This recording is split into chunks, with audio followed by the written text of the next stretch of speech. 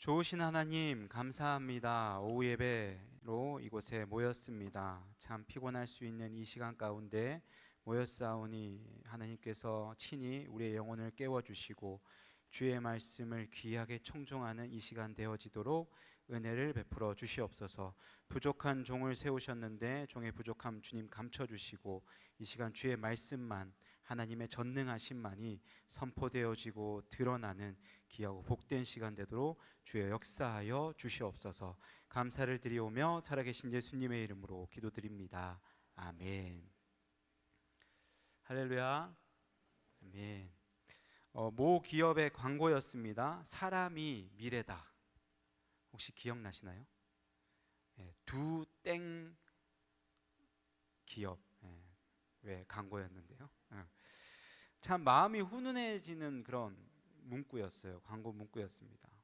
자신의 기업의 물건을 이렇게 소개하고 그것이 많이 팔리기를 원하는 마음으로 광고를 만든 것이 아니라 광고 문구를 통해서 사람 자체보다는 결과물과 스펙을 중요시하는 이 사회 가운데에 조금 웃을 수 있는 사람이 중요하구나 라고 생각되어지는 그런 따뜻한 광고였던 것 같아요.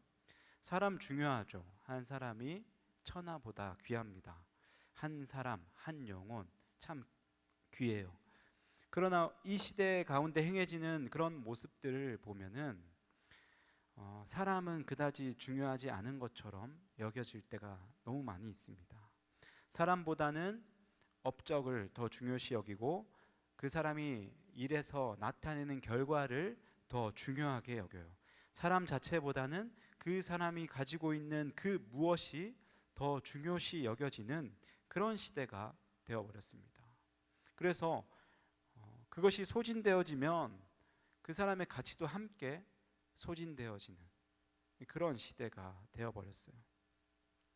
더 나아가서 자신의 이득을 위해서라면 타인의 희생은 너무나도 당연시되는 그런 사회가 되었습니다.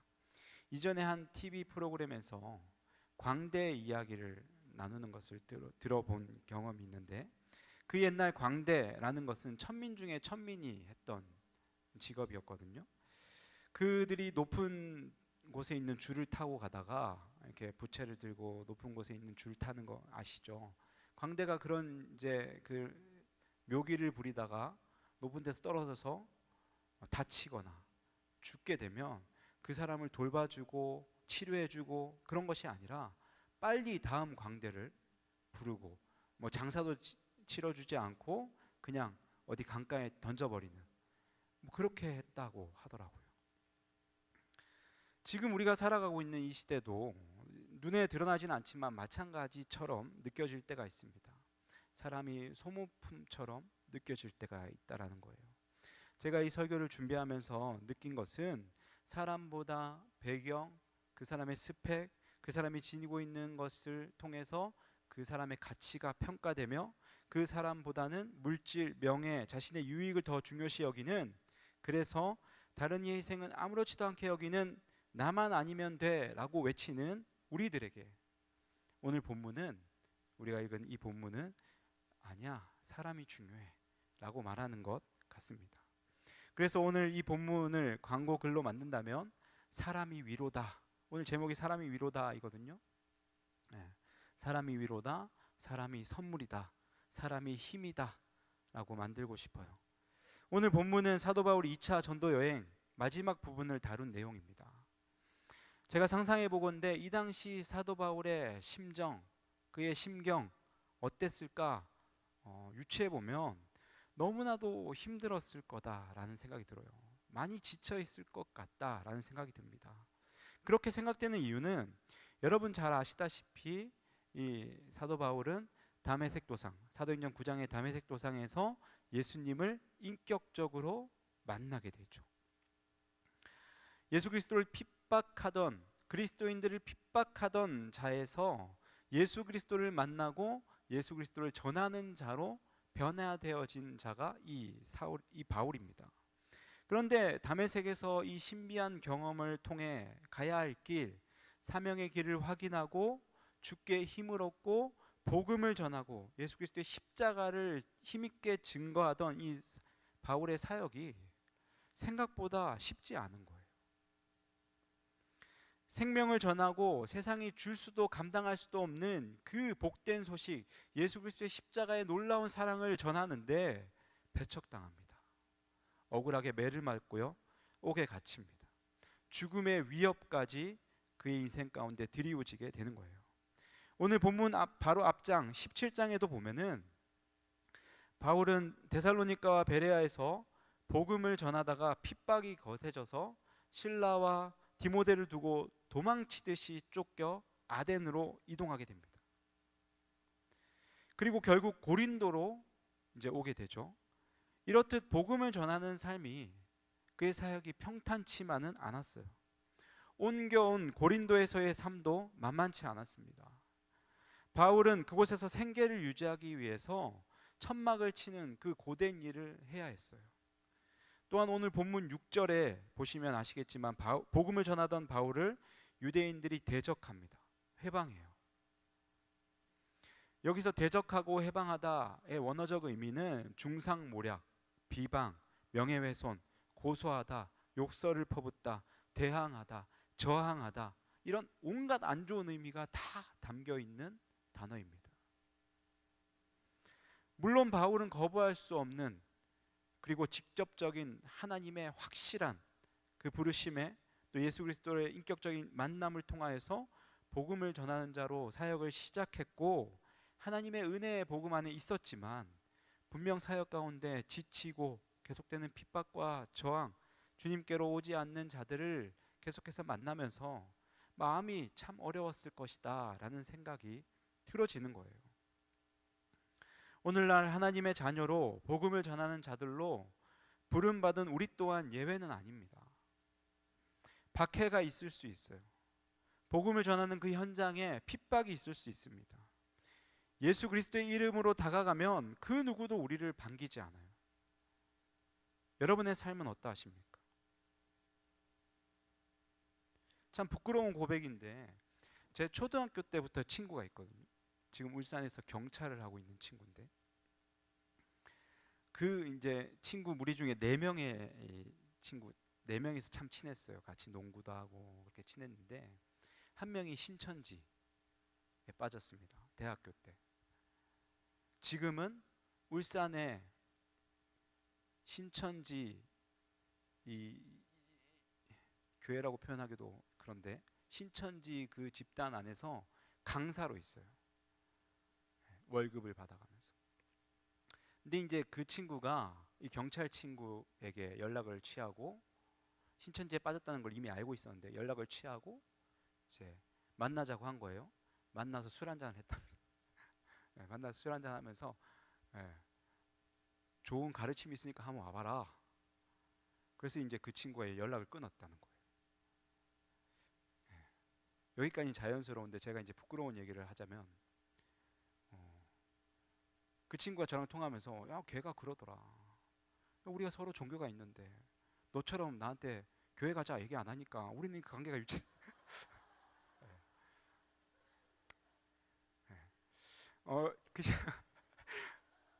그 얼마 전에 그렇게 저한테 얘기했는데, 사실 교회 가자 했거든요. 그리고 교회 왔어요. 교회 와서 기타도 같이 배우고 했는데, 이 친구가 지금 기억이 살짝 왜곡돼 있어요.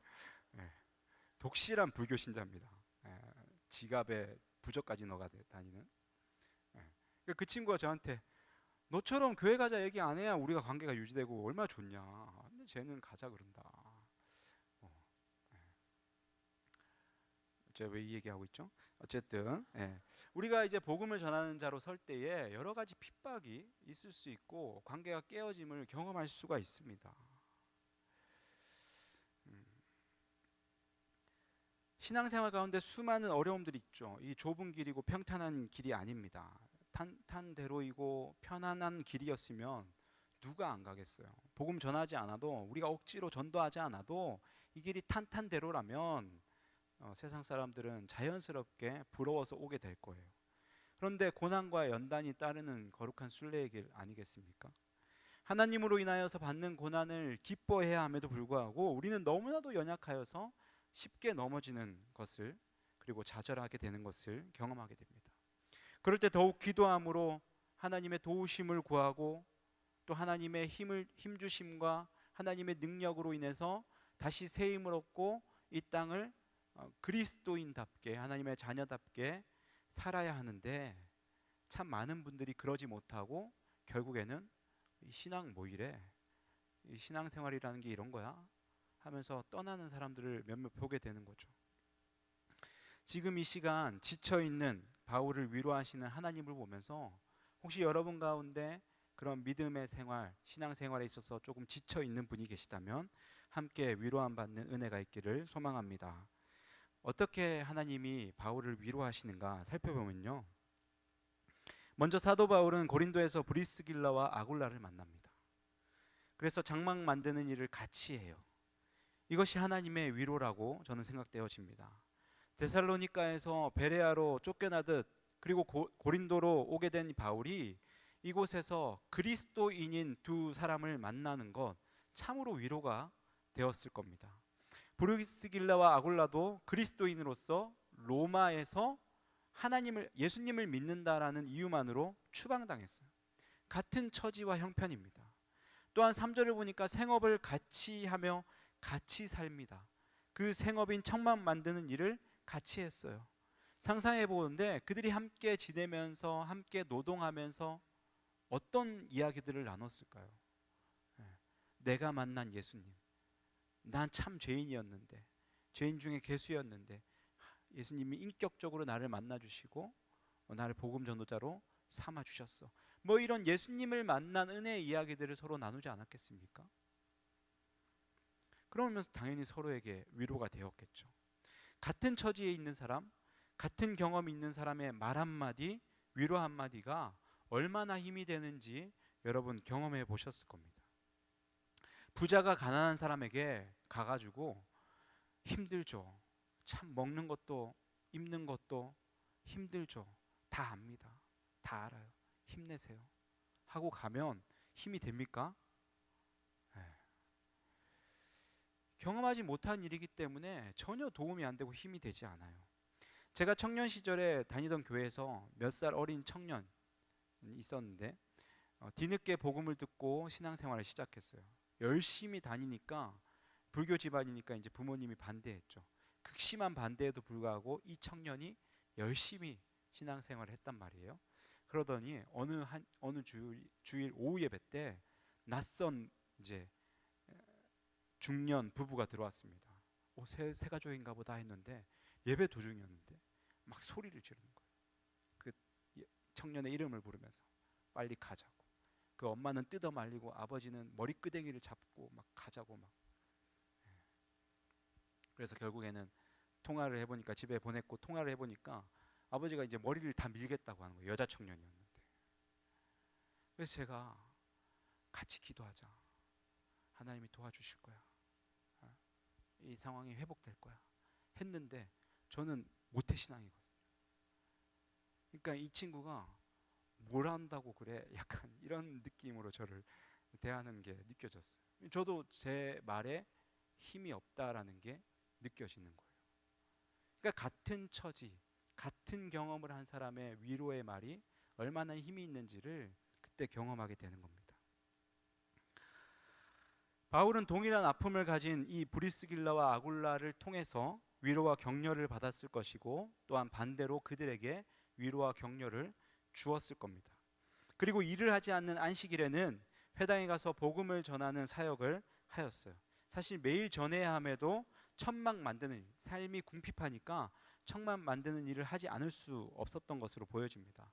그러던 가운데 하나님의 위로가 다시 한 번 더 주어지는데, 실라와 디모데가 마게도냐로부터 고린도에 도착하게 돼요. 사도행전 18장 5절 말씀인데요, 실라와 디모데가 마게도냐로부터 내려오매 바울이 하나님의 말씀에 붙잡혀 유대인들에게 예수는 그리스도라 밝히 증언하니. 이 사건 또한 바울에게는 큰 위로가 되었을 겁니다. 실라와 디모데는 마게도냐의 신자로부터 재정적인 후원을 받아왔고요, 데살로니가 교회 성도들의 믿음과 사랑과 소망의 기쁜 소식을 함께 전해 주었어요. 데살로니가 3장 7절에서 8절 말씀 보니까 이러므로 형제들아 우리가 모든 궁핍과 환난 가운데서 너희의 믿음으로 말미암아 너희에게 위로를 받았노라. 그러므로 너희가 주 안에 굳게 선즉 우리가 이제는 살리라. 그들의 재정적인 후원과 그들의 믿음의 삶의 결실들을 들으면서 힘이 되었다, 위로가 되었다라고 지금 바울이 이야기하는 거예요. 이 위로와 선물을 통해서 바울은 장막 만드는 일을 제쳐두고 다시금 힘을 얻어서 복음을 증거하는 일에 전념할 수 있게 됩니다. 5절 하반절에 보니 말씀에 붙잡혀 예수를 그리스도라 밝히 증언했다라고 기록하고 있어요. 바울은 참으로 기쁘게 복음을 전했을 겁니다. 뒤에서 돕고 함께 기도하고 함께 생사고락을 함께하며 그렇게 후원하는 동력자들이 여럿 있잖아요. 참 복이 되고 힘이 되었을 거예요. 제가 중학교 2학년 때 저 울산에 살았거든요. 저를 서울 사람으로 아직도 착각하고 계신 분들이 꽤 계신데 저 울산이 고향입니다. 울산에 살았는데 인천으로 제 먼 친척분의 교회로 이제 어머니가 저희를 보내셨어요. 저랑 형이랑. 그래서 인천의 어느 여고로 이렇게 수련회를 가게 됩니다. 강당을 빌려서. 주제는 전도예요. 그리고 여름이요. 여름 수련회였는데 여름에 이제 오전에 내내 이 전도에 대한 강의를 듣고 말씀을 듣고 점심을 먹은 다음에 바로 운동장에 모입니다. 운동장에 모여서 2명씩 짝을 지어서 그 인천 전역으로 흩어져요. 복음을 전하기 위해서. 한 사람이 복음을 전하면 한 사람이 그 자리에서 바로 무릎 꿇으라는 훈련을 받았어요. 그곳이 어디든 무릉덩이가 있든 뭐 그런 거 상관없이 바로 무릎을 꿇으라는 거예요. 그 중학교 2학년입니다. 다 중고등학생들이에요. 수련회 은혜 받고 밖에 나갔어요. 나가가지고 이제 제가 무릎 꿇을 순서가 돼서 막 복음을 전하고 있는데 인도에서 무릎을 딱 꿇었는데 기도하고 있었는데 저 멀리서 끽 하는 이제 차량이 멈추는 급정거하는 소리가 들리는 겁니다. 그리고는 누가 와다다다 뛰어와요. 그리고 저한테 날라차기를 했어요.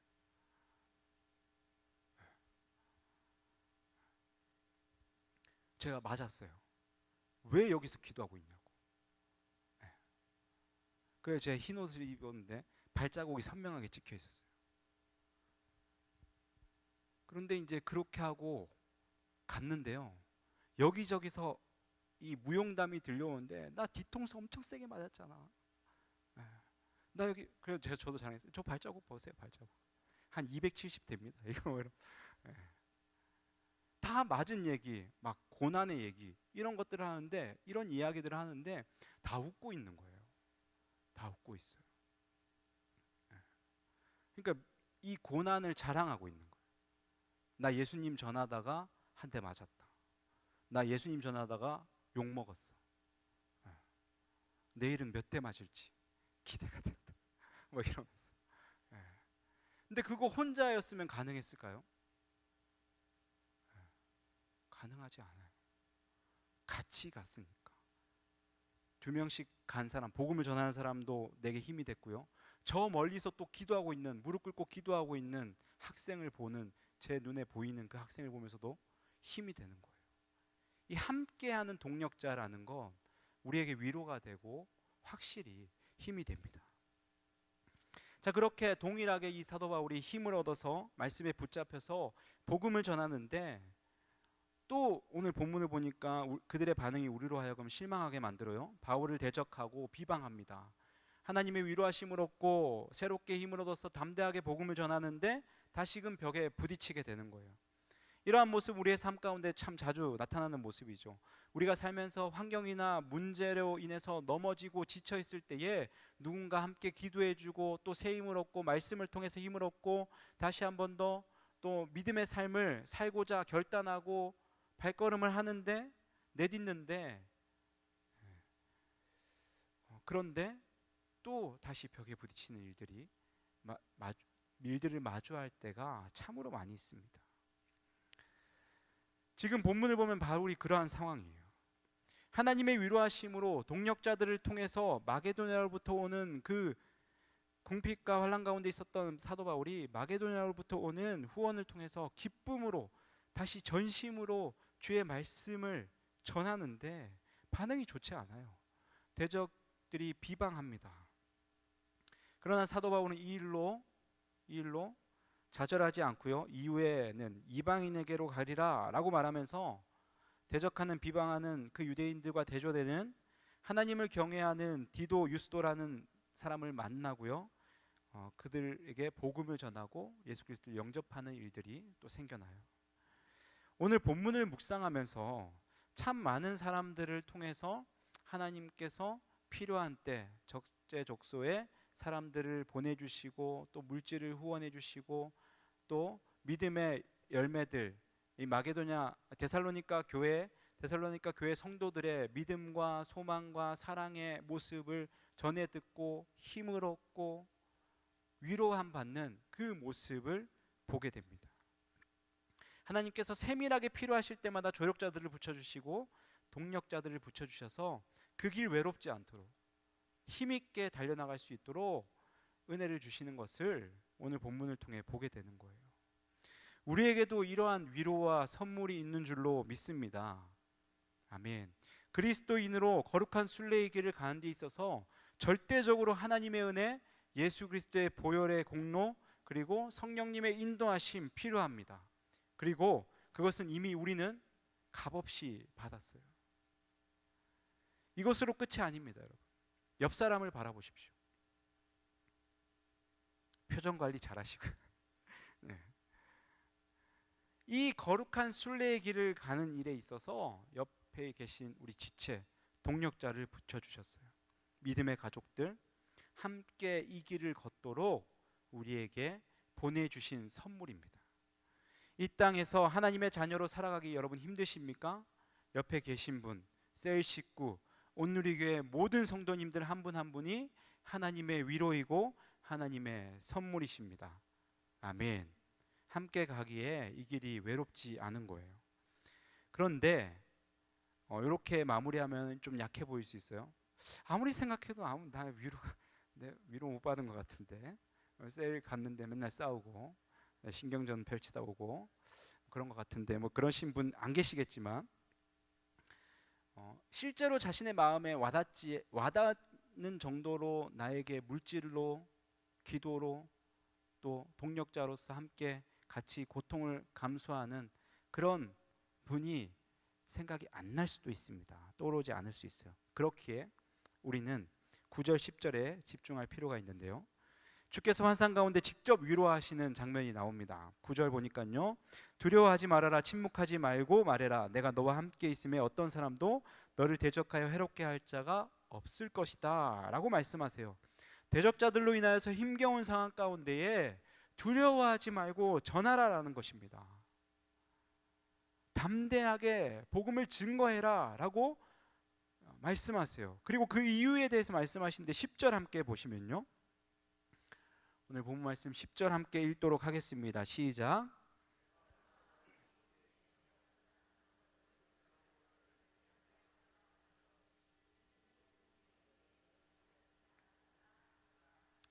이 성에 내 백성이 많음이라 라고 하십니다. 저는 이 말씀을 보면서 그렇지, 이 백성 많지. 브리스길라와 아굴라도 있고 지금 실라와 디모데도 왔고 디도 유스도 그리스보 복음을 전하자마자 회심하고 예수님을 영접한 자도 있고 참 많은 사람을 붙여주셨으니까 담대하게 복음 전해야지 라는 생각을 했어요. 그런데 원어상으로 보면 여기서 말하는 내 백성은 바울의 동력자가 아닙니다. 함께 생사고락을 함께하는, 그리고 연보를 가지고 와서 힘을 보태고 기도로 조력하고 있는 기쁜 소식을 가져오는 그런 동력자들이 아니라, 내 백성은 아직 복음을 듣지 못했으나 듣기만 하면 하나님께로 돌아올 자들, 예비된 구원 받은 백성들, 예비된 거룩한 그리스도인들을 이야기하는 거예요. 그러니까 무슨 의미입니까? 바울아, 너를 통해서, 너가 전하는 그 복음을 통해서 내게로 올 자가 너무나도 이 성 가운데 많이 있으니까 주저하지 말고 전해. 담대하게 전해. 힘들어도, 아파도, 외로워도 주저하지 말고 복음을 전해. 지금 그 말씀하는 거거든. 그렇습니다, 여러분. 이것이 진정한 의미에서 우리에게 위로가 되는 것입니다. 나의 삶의 문제를 해결해 주고 도와주는 것 위로가 되죠. 나를 위해 기도해 주고 내 삶의 동력자가 되어주는 것 또한 위로가 됩니다. 그러나 더욱 큰 위로가 여기에 있는 거예요. 나를 통하여 하나님을 알게 되고 예수 그리스도를 믿게 되는 것, 나를 통하여서 죄의 종로로 타던 자가 하나님의 거룩한 자녀가 되는 것, 하나님께 돌아오는 그 영혼, 바로 그 사람이 우리에게 위로가 되어지고 우리의 삶의 선물이다 라는 겁니다. 한 상담사와 이야기를 나눈 적이 있습니다. 그가 맡아 상담하던 사람이 우울증에 있었는데 상담 기간 중에 자살했다는 거예요. 그 환자를 생각하면 무척 마음이 아프다는 겁니다. 내가 한 번 더 전화해 볼 걸. 약속 시간 그것만 생각하는 것이 아니라 그 사람의 영혼을 생각하면서 한 번만 더 내가 미리 연락하고 한 번 더 찾아보고 한 번 더 이야기를 나눴으면 어땠을까? 마음이 너무 아프다는 이야기를 하는 거예요. 자신의 일을 조금이라도 미뤄두고라서라도 그 사람을 만났어야 되는데 라는 말을 하는 겁니다. 여러분, 우리도 이러한 마음을 가져야 하지 않을까요? 내가 더 관심을 가지고 전하고 사랑을 베풀고 관심을 가지고 주의 복음을 전해야 할 그 영혼이 주 앞에 서게 되는 놀라운 일들을 기대하면서 우리가 죽어가는 영혼들에게 복음을 전해야 되지 않을까요? 스스로 일어날 힘도 없이 삶의 문제로 신음하고 아파하고 있다 할지라도 나를 비방하는 대적자들이 내 앞에서 계속해서 나를 짓누르고 있다 할지라도 그리스도인이라고 빛을 조금이라도 내면 어둠이 우리에게 너 성가신 존재야, 빛을 그만 좀 내, 튀지 마 하면서 계속해서 어두워라 말하는 이 시대 우리가 살아간다 할지라도, 여건이 되지 않는다 할지라도 예수 그리스도께서 우리의 죄를 정케 하셨고요, 우리를 부르셨고요, 우리에게 귀한 사명을 허락하여 주셨습니다. 그분이 우리의 힘이 되어 주시고요, 또한 그분 예수 그리스도를 증거하는 것이 우리의 삶의 진정한 힘이 되는 줄, 위로가 되는 줄로 믿습니다. 하나님의 능력의 말씀이 연약한 나를 통해 흘러나가 한 영혼이 변화된다면 그것이 우리에게 정말로 놀라운 축복으로, 위로로, 능력으로 자리 잡게 될 것입니다. 그 사람도 우리를 통해서 하나님의 힘을 공급받게 될 것이에요. 사랑하는 우리 성도 여러분, 2025년 상반기 VIP 초청 잔치 끝났습니다. 하지만 우리의 사명은 끝나지 않았습니다. 우리의 전도는 계속해서 진행 중입니다. 여러분 기억하십시오. 우리가 예수 그리스도의 이름으로 만나는 모든 사람들이 우리의 힘이며 우리의 위로가 될 것입니다. 하나님의 사람과 함께 같은 마음을 품고 거룩한 순례의 길을 걸어가며 우리를 통하여서 돌아올 영혼들을 기대함으로 이 거룩한 순례의 길, 주님 다시 오시는 그날까지 이 길을 넉넉히 이겨나가며 승리하며 힘있게 걸어가시는 저와 여러분이 되기를 주님의 이름으로 축복합니다. 아멘. 이 시간 우리 말씀 붙들고 함께 통성으로 기도하겠습니다. 사랑과 은혜가 풍성하신 하나님 아버지, 오늘 말씀을 통하여서 우리에게 다시금 전도의 사명을 일깨워 주시니, 깨닫게 하시니 감사를 드립니다. 주께서 우리를 택하여 주셨고 주의 자녀로 이 땅 가운데 살아가게 하셨으며 주의 길을 걷게 하실 때에 특별히 힘들고 어려운 일이 있다면 세밀하게 우리를 위로하여 주시고 우리에게 필요한 힘을 공급하여 주시는 분이 우리 주님이심을 우리가 믿습니다. 이 땅에서 결코 낙심하지 않고 두려워하지 않고 침묵하지 말고 주의 복음을 전하며 죽어가는 영혼들을 향하여서 생명의 공급자로 살아갈 수 있는 힘을 우리 가운데 허락하여 주시옵소서. 우리 옆에 함께 있는 동력자들이, 지체들이 우리의 힘이고 위로인 줄 또한 믿습니다. 주어진 믿음의 길을 함께 걸어가게 하시고 더 나아가 우리를 통해 주께로 돌아올 영혼들로 인해서 새 힘과 더 큰 위로를 얻으며 다시금 전도자의 사명을 힘있게 감당할 수 있는 우리 온누리교회 모든 성도님들 되게 하여 주시옵소서.